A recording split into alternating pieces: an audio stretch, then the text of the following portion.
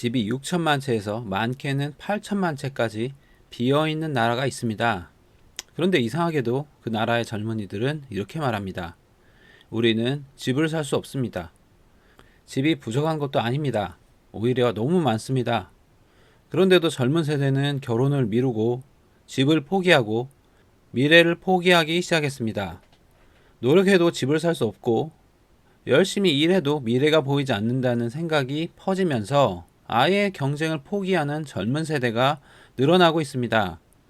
중국에서는 이런 현상을 두고 탕핑족, 즉 그냥 누워버린 세대라는 말까지 등장했습니다. 그런데 왜 이런 일이 벌어지고 있는 걸까요? 집이 이렇게 많은데도 왜 사람들은 집을 살 수 없다고 말하는 걸까요? 지난 20년 동안 중국 경제는 놀라운 속도로 성장했습니다. 도시 곳곳에는 초고층 빌딩이 들어섰고 거대한 신도시와 아파트 단지가 끝없이 건설되었습니다. 한때 세계 공장이라 불리며 수많은 글로벌 기업들이 몰려왔고 중국은 세계 생산과 소비의 중심이 되었습니다. 하지만 지금 그 화려한 성장의 이면에는 중국 경제의 토대를 이루던 구조가 소리 없이 무너지고 있습니다. 많은 사람들은 이걸 단순한 부동산 거품의 붕괴 혹은 일시적인 경기 침체라고 말합니다. 하지만 실제로는 훨씬 더 깊은 곳에서 균열이 시작됐습니다. 그리고 그 시작은 놀랍게도 40년 전 단 하나의 정책으로 거슬러 올라갑니다. 본격적인 이야기 시작 전 구독과 좋아요 한 번씩 부탁드립니다. 이제 시작합니다. 1979년 중국 정부는 세계에서 유례를 찾기 힘든 강력한 인구 정책을 발표합니다. 한 가정의 자녀는 반드시 한 명만 낳아야 한다는 한 자녀 정책이었습니다. 당시 중국의 상황을 먼저 이해할 필요가 있습니다. 1970년대 중국의 인구는 이미 9억 명을 넘어서고 있었습니다. 인구가 너무 빠르게 늘어나면서 식량은 부족했고 빈곤 문제는 심각했습니다. 중국 정부는 인구를 통제하지 않으면 경제 성장 자체가 불가능하다고 판단했습니다. 그래서 내린 결정이 바로 한 자녀 정책이었습니다. 정책의 효과는 즉각적이었습니다. 출산율은 빠르게 떨어졌고 늘어나는 인구를 먹여 살려야 한다는 부담이 줄어들면서 중국은 경제 성장에 자원을 집중할 수 있었습니다. 실제로 이 시기부터 중국의 경제 성장률은 가파르게 올라갑니다. 값싸고 풍부한 노동력을 바탕으로 세계의 공장이 되었고 외국 기업들이 앞다투어 중국으로 몰려들었습니다. 전문가들은 이를 인구 보너스라고 불렀습니다. 일할 수 있는 젊은 인구가 넘쳐나면서 경제가 빠르게 성장하는 현상입니다. 그런데 여기서 중요한 질문이 하나 생깁니다. 인구 보너스는 영원히 지속될 수 있을까요? 답은 당연히 아닙니다. 젊은 세대가 줄어드는 만큼 시간이 지나면 반드시 그 반대의 상황이 찾아옵니다. 경제학자들은 이것을 인구 오너스라고 부릅니다. 일할 인구는 줄어들고 부양해야 할 노인 인구는 늘어나는 상황입니다. 그리고 한 자녀 정책을 시행한 지 30년이 지난 시점부터 중국은 정확히 이 인구 오너스의 함정에 빠져들기 시작했습니다. 한 자녀 정책은 2015년에 공식적으로 폐지되었습니다. 하지만 수십 년간 이어진 저출산의 관성은 쉽게 멈추지 않았습니다. 정책이 사라졌다고 해서 아이를 낳지 않던 사회 분위기가 하루아침에 바뀌지는 않습니다. 육아 비용은 이미 감당하기 어려울 수준으로 올라가 있었고 젊은 세대는 아이를 낳는 것 자체를 부담으로 느끼기 시작했습니다. 중국 정부가 출산을 장려하는 정책을 쏟아냈지만 출산율은 좀처럼 반등하지 않았습니다. 한 자녀 정책은 단기적으로는 중국 경제 성장의 발판이 되었습니다. 하지만 동시에 수십 년 뒤 중국 경제를 뒤흔들 시한폭탄을 심어놓은 셈이었습니다. 그리고 그 폭탄은 지금 중국의 젊은 세대에게서 가장 먼저 터져나오고 있습니다. 사실 저출산과 고령화 문제는 중국만의 이야기가 아닙니다. 한국도, 일본도, 유럽도 모두 같은 문제를 안고 있습니다.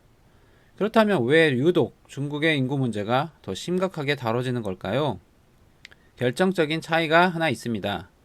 한국과 일본의 저출산은 사회가 변하면서 자연스럽게 나타난 현상입니다. 경제가 발전하고 여성의 사회 진출이 늘어나고 양육 비용이 올라가면서 출산율이 서서히 낮아진 것입니다. 물론 심각한 문제이지만 적어도 사회가 스스로 만들어낸 변화입니다. 중국은 다릅니다. 국가가 강제로 인구 구조를 틀어막았습니다. 35년간 유지된 한자녀 정책은 단순히 출산율을 낮춘 것이 아니라 태어날 수 있었던 세대 자체를 지워버렸습니다. 자연스러운 흐름이 아니라 국가 권력이 인구 구조에 직접 개입한 결과입니다. 그리고 이렇게 강제로 뒤틀린 인구 구조는 자연스럽게 낮아진 출산율보다 회복하는데 훨씬 더 오랜 시간이 걸립니다. 숫자로 보면 그 심각성이 더 분명해집니다. 2022년 중국은 인구 통계 집계를 시작한 이래 처음으로 인구가 줄어들었습니다. 같은 해 합계 출산율은 1.09명을 기록했습니다. 인구를 유지하려면 최소 2.1명은 되어야 합니다. 중국의 출산율은 그 절반 수준에도 미치지 못하고 있습니다. 중국 정부가 뒤늦게 2자녀, 3자녀 정책으로 출산을 장려하고 나섰지만 출산율은 좀처럼 반등하지 않고 있습니다. 왜일까요? 정책이 바뀐다고 해서 수십 년간 굳어진 사회 구조와 사람들의 인식이 하루아침에 바뀌지는 않습니다. 이미 양육 비용은 감당하기 어려운 수준으로 올라가 있고 집값은 손에 닿지 않는 곳에 있으며 젊은 세대는 자신의 미래조차 불안한 상황으로 아이를 낳는다는 선택을 쉽게 할 수 없습니다. 국가가 억지로 막아놓은 35년의 시간이 만들어낸 관성은 그만큼 깊고 단단합니다. 생산 가능 인구, 즉 일할 수 있는 15세에서 64세 사이의 인구는 2011년을 정점으로 계속 줄어들고 있습니다. 반면 65세 이상 노인 인구는 빠르게 늘어나고 있습니다. 2035년이 되면 중국 인구 3명 중 1명은 노인이 될 것이라는 전망이 나옵니다. 일할 사람은 줄고 부양해야 할 사람은 늘어나는 구조입니다. 그리고 이 구조적 변화는 지금 중국 청년들의 삶에 가장 직접적으로 충격을 주고 있습니다. 일자리는 줄어드는데 대학 졸업자는 매년 1,000만 명을 넘어서고 있습니다. 열심히 공부해도 갈 곳이 없는 세대, 바로 다음에 다룰 탕핑족이 탄생한 배경입니다. 2021년 중국 인터넷에 짧은 글 하나가 올라옵니다. 나는 더 이상 아무것도 하지 않겠다. 눕겠다. 이 글은 순식간에 수백만 명의 중국 젊은이들 사이에서 퍼져나갔습니다. 공감한다는 댓글이 쏟아졌고 탕핑이라는 단어는 중국 젊은 세대를 상징하는 말이 되었습니다. 탕핑, 뜻은 그냥 평평하게 드러눕겠다는 것입니다. 취업도, 결혼도, 내 집 마련도, 아이도 모든 것을 포기하고 그냥 최소한으로만 살겠다는 선언입니다. 처음에 중국 정부는 이 현상을 단순한 젊은이들의 일탈로 봤습니다. 인민일보는 탕핑족을 비판하는 사설을 실었고 관영 매체들은 노력하는 삶이 아름답다는 메시지를 쏟아냈습니다. 하지만 탕핑 현상은 사라지지 않았습니다. 오히려 더 확산됐습니다. 정부의 비판이 거세질수록 젊은이들의 공감은 더 깊어졌습니다. 왜 이렇게까지 됐을까요? 중국 청년들이 게으르거나 의지가 약해서가 아닙니다. 이들이 마주한 현실을 들여다보면 오히려 이 선택이 이해가 됩니다. 중국의 공식 청년 실업률은 2023년 6월 21.3%를 기록했습니다. 5명 중 1명이 일자리가 없다는 뜻입니다. 그런데 중국 정부는 이 수치를 발표한 직후 돌연 청년 실업률 통계 발표를 중단해버렸습니다. 숫자가 너무 불편했던 겁니다. 일부 전문가들은 실제 체감 청년 실업률이 공식 수치의 2배에 달할 수 있다고 분석합니다. 일자리 문제만이 아닙니다. 일자리의 질도 문제입니다. 중국에서 매년 쏟아지는 대학 졸업자 수는 2023년 기준 1158만 명입니다. 그런데 이들이 원하는 수준의 일자리, 즉 대졸자에게 걸맞는 급여와 환경을 제공하는 일자리는 턱없이 부족합니다. 실제로 명문대 석사 학위를 받은 졸업생이 택배 기사에 지원하거나 공장 단순 조립직에 이력서를 내는 일이 중국에서는 더 이상 뉴스거리도 아닙니다. 학위는 있지만 그 학위를 써줄 자리가 없는 겁니다. 여기에 집값 문제가 더해집니다. 베이징, 상하이 같은 대도시의 아파트 가격은 평균 연봉의 30배에서 40배 수준입니다. 한국의 서울 집값이 비싸다고 하지만 중국 대도시의 집값은 그보다 훨씬 극단적입니다. 단 한 번도 사치를 부리지 않고 월급을 전부 저축해도 집 한 채를 사려면 수십 년이 걸립니다. 젊은 세대 입장에서는 아무리 열심히 살아도 결국 내 집 마련은 불가능하다는 결론에 이르게 됩니다. 노력해도 집을 살 수 없고 공부해도 일자리가 없고 열심히 살아도 미래가 보이지 않는 상황. 그렇다면 왜 굳이 경쟁해야 하느냐는 생각이 퍼지는 것은 어쩌면 자연스러운 결과입니다. 탕핑족 이후에는 바이란이라는 말도 등장했습니다. 뜻은 그냥 썩어버리겠다는 것입니다. 들어눕는 것조차 넘어서서 아예 포기 자체를 즐기겠다는 더 극단적인 표현입니다. 누워있는 것에서 썩어가는 것으로 중국 청년들의 언어가 점점 더 어두워지고 있습니다. 저는 이 현상을 보면서 한 가지 생각이 들었습니다. 이건 단순히 중국 청년들의 문제가 아닐 수 있다는 것입니다. 노력이 결과로 이어지지 않는다는 느낌, 열심히 살아도 출발선이 다르면 결국 따라잡을 수 없다는 좌절감, 이런 감각은 비단 중국만의 이야기가 아닙니다. 여러분 어떻게 생각하십니까? 노력하면 반드시 보상받는 사회가 지금도 가능하다고 생각하십니까? 탕핑 현상은 단순한 사회적 유행어가 아닙니다. 경제 시스템이 더 이상 젊은 세대에게 희망을 주지 못하고 있다는 신호입니다. 그리고 이 신호는 중국 경제의 또 다른 뇌관, 부동산 문제와 깊게 연결되어 있습니다. 중국 경제를 이야기할 때 부동산을 빼놓을 수 없습니다. 그만큼 중국 경제에서 부동산이 차지하는 비중은 압도적이었습니다. 중국 GDP의 약 30%가 부동산 관련 산업에서 나옵니다. 건설, 인테리어, 철강, 시멘트, 가전제품까지 부동산과 직간접적으로 연결된 산업을 모두 합치면 중국 경제의 핵심 축이 사실상 부동산 하나에 기대어 있었다고 해도 과언이 아닙니다.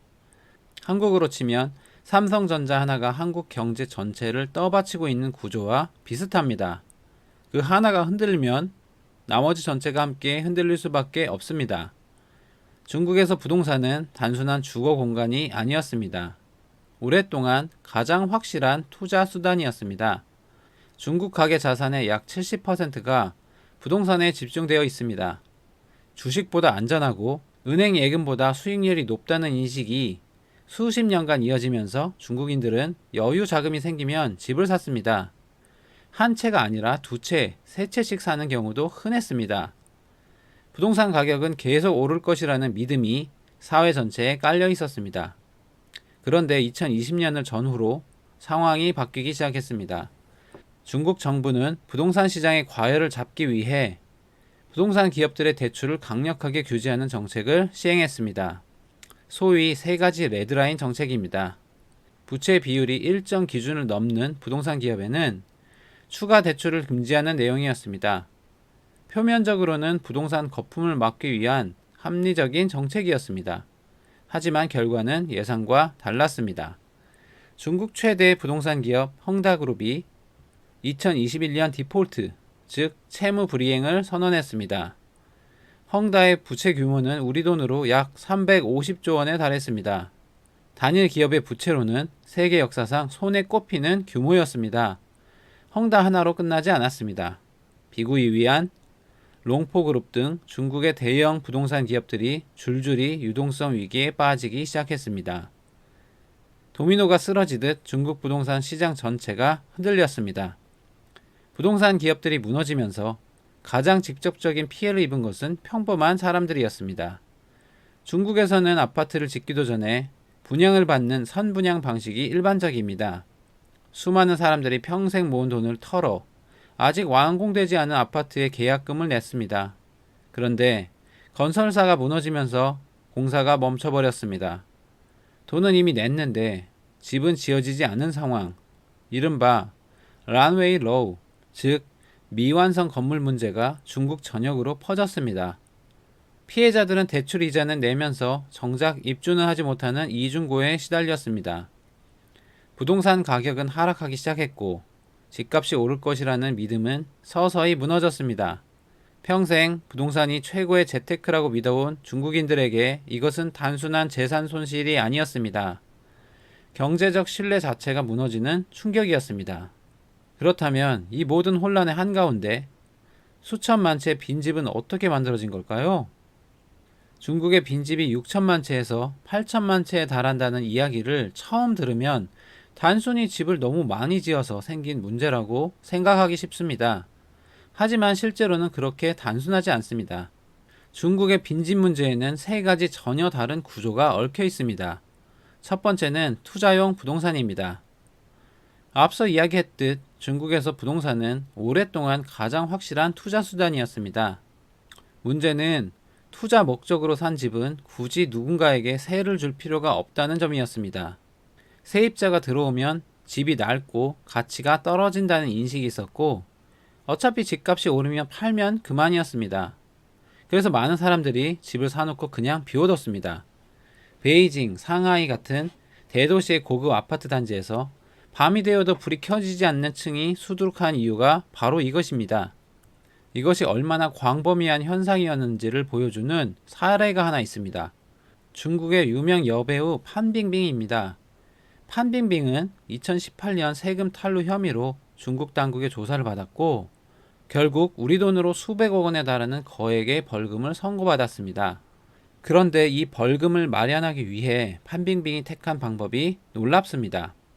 베이징에 자신이 보유하고 있던 아파트 41채를 급하게 내다 판 것입니다. 당시 소문에는 실제 보유 채수가 80채에 달했다는 이야기도 나왔습니다.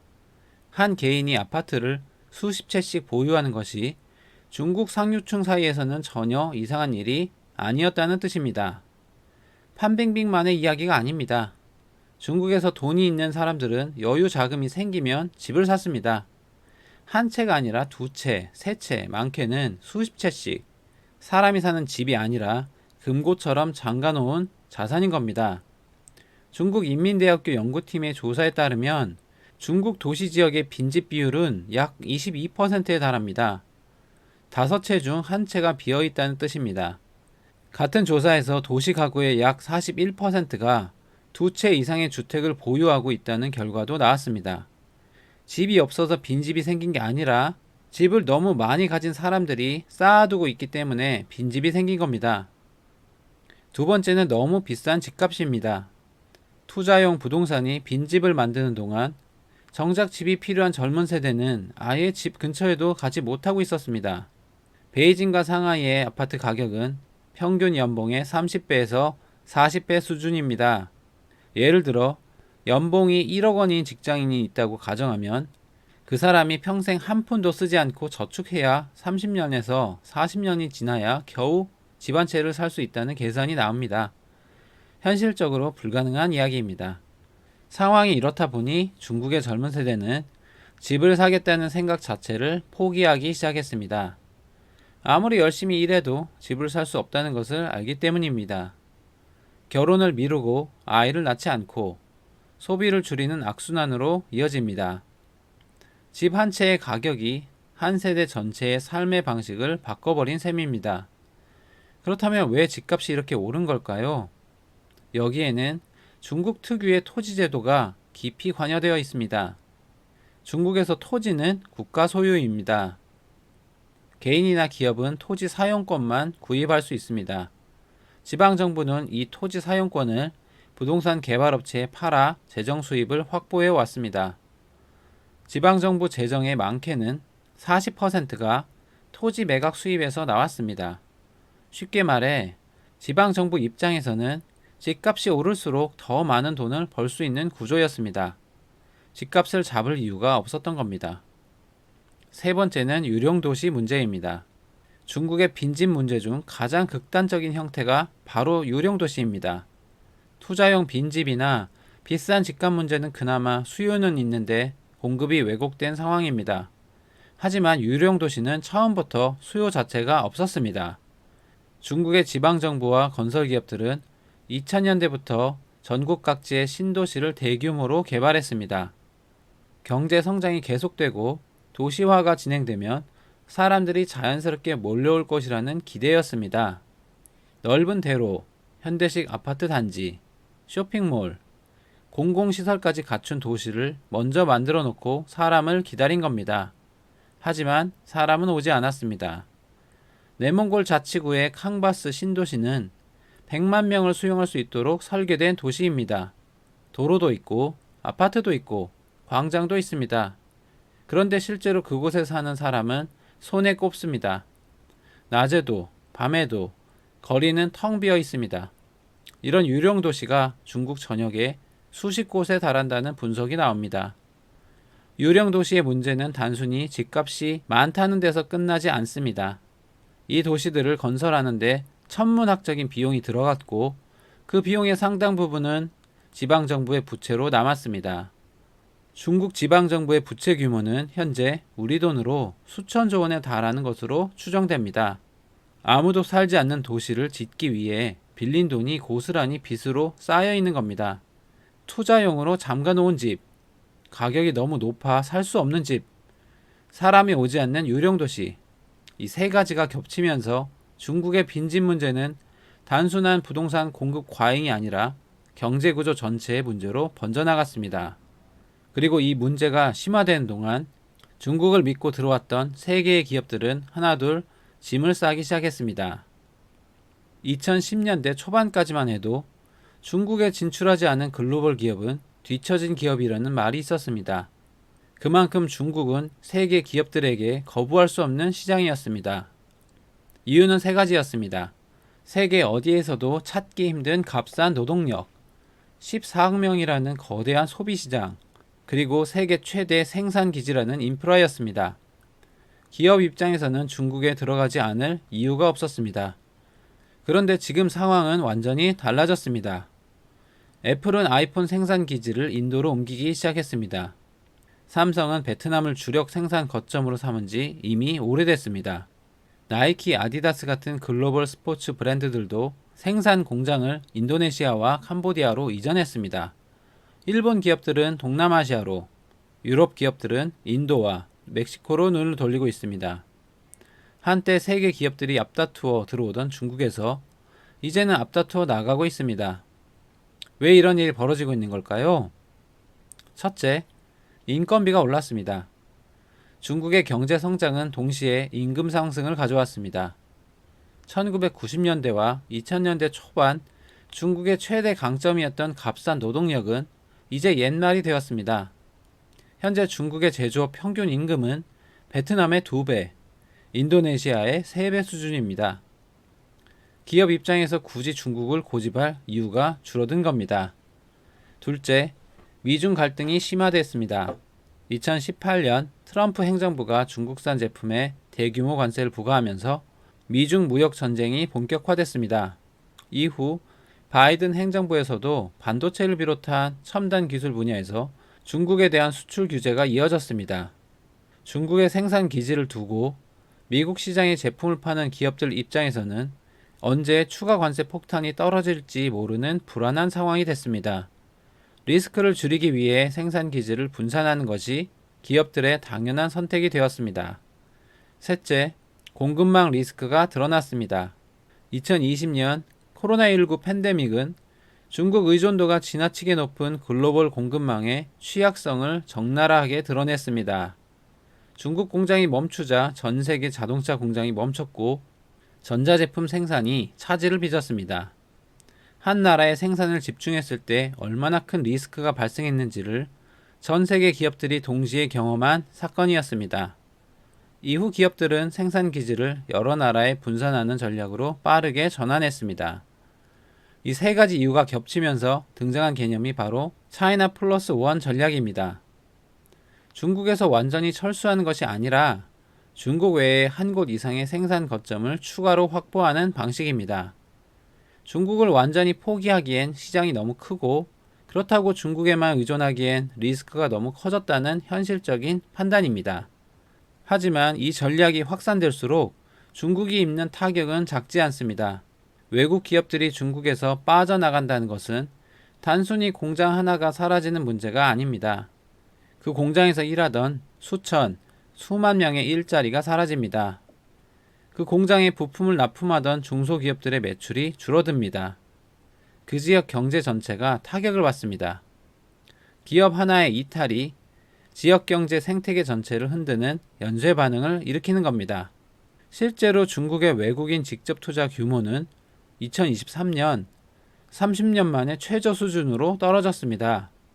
한때 세계 투자자들이 가장 주목하던 시장이었던 중국이 이제는 투자자들이 신중하게 재검토하는 시장이 된 겁니다. 세계 공장이라는 타이틀은 이미 흔들리고 있습니다. 그렇다면 앞으로 중국은 세계 경제에서 어떤 위치를 차지하게 될까요? 중국은 지난 수십 년간 세계의 공장이었습니다. 전 세계에서 팔리는 제품의 상당수가 중국에서 만들어졌고, 중국 없이는 글로벌 공급망 자체가 돌아가지 않는 구조였습니다. 메이드 인 차이나라는 표시는 전 세계 어디서나 볼 수 있는 가장 흔한 문구였습니다. 하지만 앞으로 중국의 역할은 달라질 가능성이 높습니다. 세계 공장이란 말은 단 하나의 절대적인 생산 기지라는 뜻입니다.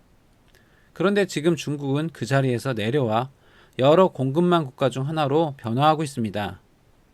인도는 애플의 새로운 생산 거점으로 빠르게 성장하고 있습니다. 베트남은 삼성의 스마트폰 생산을 상당 부분 흡수했습니다. 멕시코는 미국 시장을 겨냥한 제조업 기지로 급부상했습니다. 인도네시아와 방글라데시는 섬유와 의료 산업에서 중국의 빈자리를 채우고 있습니다. 이 변화는 단순히 생산 기지가 이동하는 문제가 아닙니다. 중국이 세계 경제에서 갖고 있던 협상력과 영향력의 문제입니다. 세계가 중국 없이는 안 된다고 느낄 때와 중국 말고도 대안이 있다고 느낄 때는 완전히 다른 역학관계가 만들어집니다. 물론 중국이 하루아침에 세계 경제에서 주변부로 밀려나는 일은 없을 것입니다. 중국이 40년 넘게 쌓아온 제조업 인프라, 기술력, 내수 시장의 규모는 여전히 무시할 수 없습니다. 특히 전기차, 배터리, 태양광 패널 같은 첨단 산업 분야에서 중국은 오히려 세계 시장을 주도하고 있습니다. 중국을 단순히 저임금 제조업 국가로만 보는 시각은 이미 낡은 시각입니다. 하지만 바로 이 지점에서 중국의 딜레마가 드러납니다. 첨단 산업으로 올라서려는 중국의 시도는 미국과 유럽의 강력한 견제에 부딪히고 있습니다.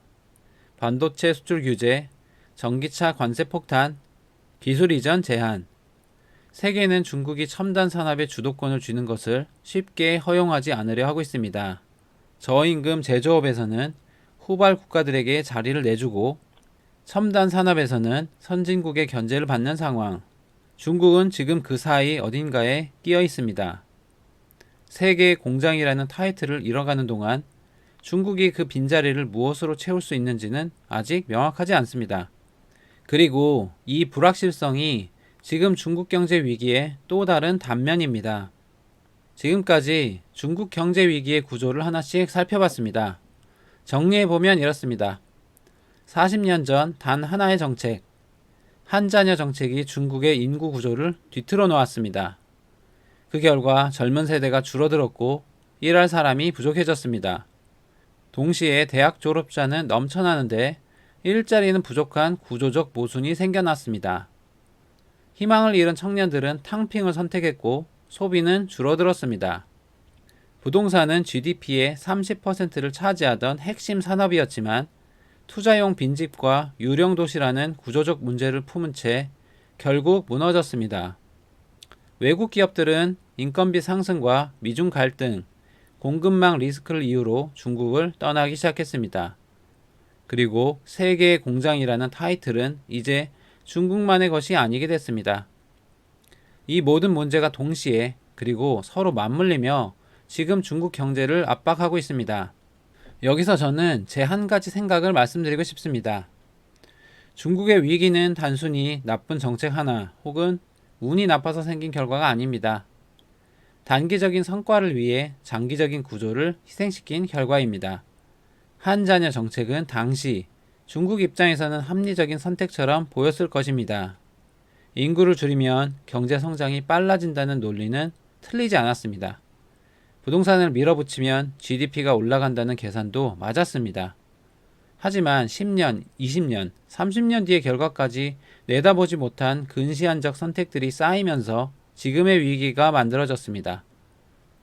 경제는 숫자가 아니라 사람이 만드는 것입니다. 그리고 그 사람, 특히 젊은 세대가 희망을 잃는 순간 어떤 나라도 성장을 지속할 수 없습니다. 중국이 지금 마주한 위기의 본질은 결국 거기에 있습니다. 그렇다면 중국은 이 위기를 극복할 수 있을까요? 저는 단정 짓기 어렵다고 생각합니다. 중국이 가진 저력은 여전히 무시할 수 없습니다. 14억 인구의 내수시장, 빠르게 성장하는 첨단 기술 산업, 강력한 국가 주도의 정책 실행력, 이것들은 분명히 중국만이 가진 강점입니다. 하지만 인구 구조의 변화는 정책 하나로 단기간에 되돌릴 수 있는 문제가 아닙니다. 청년 세대의 신뢰를 회복하는 것도 마찬가지입니다. 한번 무너진 믿음은 쉽게 복원되지 않는다고 생각합니다. 중국 경제 위기가 우리 한국에는 어떤 영향을 미칠까요? 중국은 여전히 한국의 최대 교역국입니다. 중국 경제가 흔들리면 한국 수출도 타격을 받습니다. 반면 글로벌 기업들이 중국을 떠나 공급망을 재편하는 과정에서 한국 기업들에게 새로운 기회가 생길 수도 있습니다. 중국의 위기가 한국에게 위협인지 아니면 기회인지 여러분 어떻게 생각하십니까? 댓글로 여러분의 생각을 남겨주시면 함께 이야기 나눠보겠습니다. 오늘 이야기는 여기까지입니다. 중국 경제뿐 아니라 우리의 삶과 직결된 세계 경제 이야기와 감동적인 이야기를 앞으로도 계속 전해드리겠습니다. 끝까지 시청해주셔서 감사합니다.